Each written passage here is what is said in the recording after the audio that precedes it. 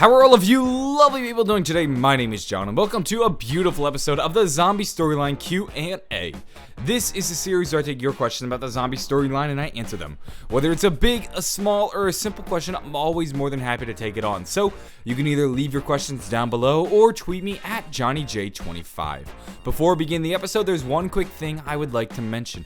I'm currently right now in the process of making JohnnyJ25 t-shirts, and I want these t-shirts to be something that involves you guys. I want you guys to have some input into the designs of the t-shirts. So if you could take some time and check out the forum down below where you can submit ideas for possible JohnnyJ25 t-shirts, and if they're good enough, you may actually be able to purchase them in the official JohnnyJ25 store. So if that sounds interesting to you, please do go check out the first link in the description. And even if you don't have design ideas, I do want to have your input, so I'd seriously appreciate it if you checked it out down below. Without further ado, let's begin. Today we're going to be kicking off the episode with a question from Brian De La Font, and he asks, what happened to Samantha once they blew up the moon?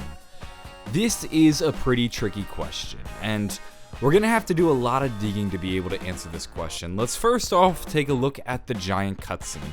We know for a fact that Richtofen sent off both Maxis and Samantha to the moon.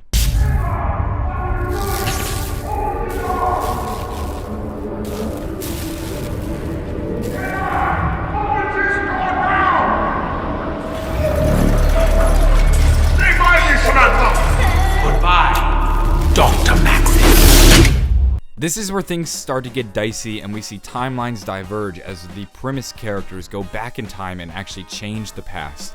In the original timeline, from World at War, Dr. Richtofen sends off Maxis and Samantha like we just saw, and then he goes and contacts Dr. Groff and Dr. Schuster, who are on the moon filling up the vials in front of the pyramid when this happens. Schuster, report.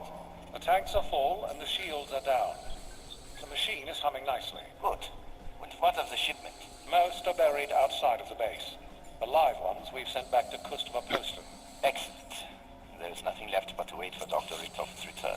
Perhaps this is a good time to work on my low-gravity putting the biodome. Yes, a little leisure time. Intruder detected. Receiving bay. This is not a Security, report. This is not a drill. Can you repeat? She's coming right toward them. Get her! Get back here! Hey, do not let her! Damn it! Dr. Schuster, find a way to get her out of the pyramid. I will contact Edmund and let him know there has been an incident. This is an incredibly important moment in the zombies storyline. This is when Samantha teleports to the moon, gets scared, runs into the pyramid, and suddenly has control of all the zombies. However, this event may not have happened. The actions of Primus may have actually changed history. We're not sure how, but it had to have happened. Samantha must have either teleported to a different part of the moon where she couldn't access the pyramid, or was stopped by Dr. Groff and Dr. Schuster before she can enter the pyramid. We know for a fact that Samantha could not have entered the pyramid based on how Dr. Groff speaks to Richtofen. In the original timeline that we learn about from Black Ops 1 on the Matt Moon, Dr. Groff immediately tells Richtofen that something went wrong and Samantha entered the pyramid. This was not something he hid, he was upfront and he was honest about it. Although in this timeline, he neglects to mention it, almost as if it never happened. In fact, he even says the pyramid is awaiting the conduit, as if nobody had ever even entered the pyramid. They don't even know that that is something that can happen, probably. So it doesn't make sense for Samantha to have entered the pyramid. He's not worrying about it, he doesn't mention it, and he even says the pyramid is expecting the conduit. This leads us to suspect that something happened to Samantha. She must have either ended up on a different part of the moon, was stopped, or maybe there was some kind of interference. Maybe a keeper stopped her, or maybe Maxis stopped her. Somehow, Samantha didn't end up in a position where she was able to access the pyramid, and hopefully we'll get answers to that later on. If it so happens to be that Samantha was teleported to the moon, then I would assume she is dead. I cannot imagine her surviving an explosion on the moon, especially when we see it shatter into millions of people. She would have suffocated from the lack of oxygen. It just does not seem physically possible. So Samantha is either in another location somehow, or she is dead. This doesn't count out the other Samanthas in the storyline though. Remember that there is the Samantha whom Maxis speaks about in the giant radios, as well as the Samantha that we see in the Origins ending. It's hard to pin down which Samantha Dr. Maxis is speaking about in the giant radios. He gives conflicting reports. In one radio, he says the children have returned to him. In another radio, he says they're gone. In another radio, he hopes that they're safe and sounds as if their safety is out of his hands. We don't know who he's speaking about. In addition to that, the Samantha that we see in the Origins cutscene has an American accent, which doesn't make sense when we consider that Samantha is probably German, and she was German in the original timeline. So things are getting incredibly complicated right now. What we can say for sure is that Samantha never entered the pyramid, and she's either safe in the house, dead, or somewhere else that we haven't learned about yet. Moving on, we now have a question from Mikhail Atis, who asks, why did the crew fight in Der Eisendrache with a keeper? I want to give a shout out to my buddy RadAustin27 for helping me out with this question. A link to his channel is down below. You see, what had happened was, we summoned a keeper during the Easter egg. This was done with the golden rod in front of the body where you can locate the bow. That keeper then went to the pyramid area and actually teleported himself to the moon. Once on the moon, he had the goal of entering the pyramid. Unfortunately, Dr. Groff tampered with the pyramid, and he actually removed one of the vials.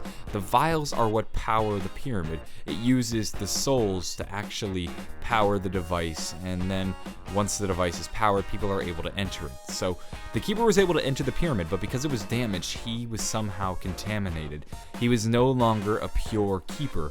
We can actually hear Richtofen make some suspicions about this while we're sort of fighting zombies in front of the pyramid right after the pyramid returns back to the earth. So with the keeper now inside the pyramid contaminated, we had to find a way to cleanse him, and this is actually where the boss battle comes from. When you're fighting him, you're actually cleansing him. He's in a sense an evil keeper. He's not trying to stop you from completing the Easter egg, but we needed to fix him. There was something wrong with him. It's kind of hard to narrow down what was wrong with the keeper. We don't know why exactly he was tampered. This is all based on the hunches of Richtofen. We just imagine that originally he was on his team. He became contaminated. We fought him, and by fighting him, we cleansed the keeper, and he was a normal keeper after that.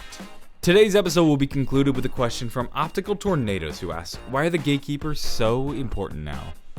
The gatekeepers were first introduced to us, at least in their physical form, on Shadows of Evil. Whenever we attempted to complete a ritual or make progress in the Easter egg, they would spawn and attack us. We were told that the gatekeepers were evil. They were trying to summon their overlords and wreak havoc across this universe, and we believed the Shadow Man when he told us this. However, the Shadow Man betrayed us, and he actually was the one trying to bring in his overlords. We learned that the gatekeepers were the good guys this whole time, and we actually should have been working with them, not against them. One of the symbols that we can see on the gatekeepers is the black sun. The black sun can also be seen on Primus, and it makes us think that this is a very important symbol to the gatekeepers. We see it quite often in the zombie storyline now. It's been featured a lot in Der Eisendrache as well as Shadows of Evil. The black sun is also important in Vril mythology. It's believed that the black sun is what gives the Vril their power, and especially the Vril generator. That's where the Vril generator is able to create an infinite source of energy. And we also know that the Vril generator is what spawns a keeper in Der Eisendrache. Now with these links between the Vril and the keepers through the black sun and the Vril generator, many people, including myself, would go as far to make the conclusion that the gatekeepers, at least the ones with the fangs, the creepy looking gatekeepers, are actually Vril. And this actually ties back into the people that we would see within the pods as well as the crawlers within Kino der Toten, because they both have a very similar physical form. If this is the case, the gatekeepers, or the Vril, whichever you'd like to refer to them as, aren't suddenly important. They've been important to the zombie storyline this entire time. Only recently, though, have we been able to have the tools and the knowledge to really be able to understand who and what they are within the zombie storyline. Of course, we always drew conclusions about the Vril based on the actual novel, The Power of the Coming Race, but now that we actually see the Keepers and are physically interacting with them, the Vril have made a comeback, and they're in a form that we just did not expect, and under a different name. So the gatekeepers are important because they appear to be on our team, and they appear to be the Vril, and the Vril are a peaceful race from Argotha, and they seem to have quite a lot of power, and if we want any chance of correcting the universe, they seem to be the people who are able to do it, and they seem to be helping us and on our side, which is a good thing. With that, we're going to conclude this episode of the Zombie Storyline Q&A. If you enjoyed the video, please do give it a like and subscribe for more episodes. I upload plenty more just like this, and if you enjoyed this one, I'm sure you'll enjoy the next one. Please do, though, if you get a chance, check out the survey down below. Please do tell me what kind of Johnny J25 stuff do you want to see, and if you have any design ideas, please do leave them in the survey as well. Your design may actually be a reality for other people to adorn on their chests. I'm gonna go, though. Have a wonderful day, and bye.